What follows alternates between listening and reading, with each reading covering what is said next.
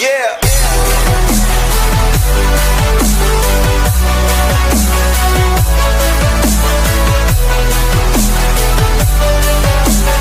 Hey, what's going on, people? This is Speederman here once again with another film review. And this time I'm talking about a Netflix original film called In the Tall Grass. And this movie is based on a book by Stephen King. You saw it on Netflix, and okay, let's talk about it. So this film is about this brother and sister. They're driving to, I guess, San Diego, and the sister is pregnant. Um, I think she's 6 months pregnant, but she doesn't want to keep the baby. She's not ready to be a mom, and dad's kind of not in the picture. You know, there's some baby mama drama going on.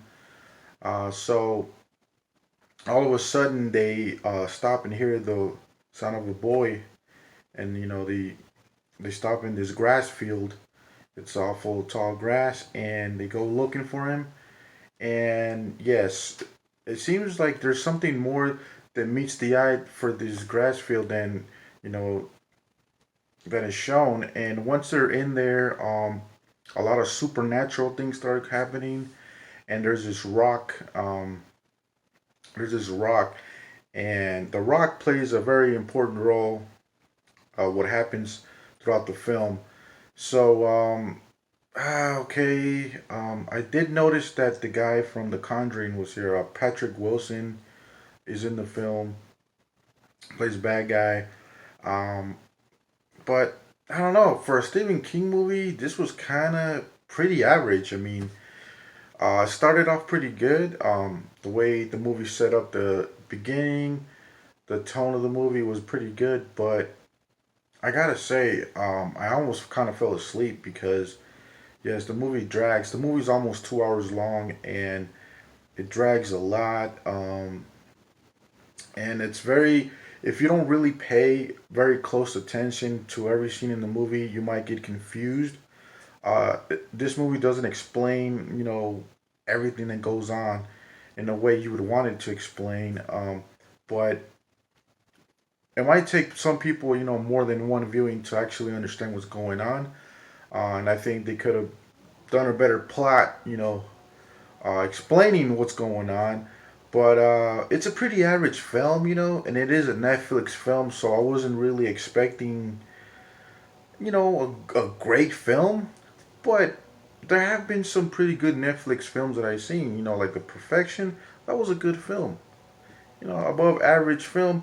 But this, I mean, the runtime it's one bad thing that it has going for it because it's really it's almost 2 hours long, and if you have the patience for this, then yes, I guess I could recommend this film, but don't expect nothing different. Nor I guess some of it was kind of original, but I don't know, man. I feel like there was something missing. The writing could have been better for this, and the acting was pretty average. Well, the little boy in this film was actually a pretty good actor. Pretty good acting by him. Probably the best actor in the whole film. But everybody was pretty average. Yes, I would watch it if you can, if you have Netflix. I wouldn't buy this film though. I wouldn't collect it. I would pass it on that. So at the end of the day, I give this film a 6 out of 10. And quite frankly, the only reason why I watched this film is because I knew that it was based on a book written by Stephen King. That's the only reason I watched it, but it wasn't enough, to really give it a higher score. But like I said, if you guys like your films where it's not well explained what happens, then if you have the patience, then yeah, I mean they try to do something different here, but you get what you get. So yeah, so that's what I thought about that film. Don't forget to like, comment, and subscribe. All right, let's fucking go.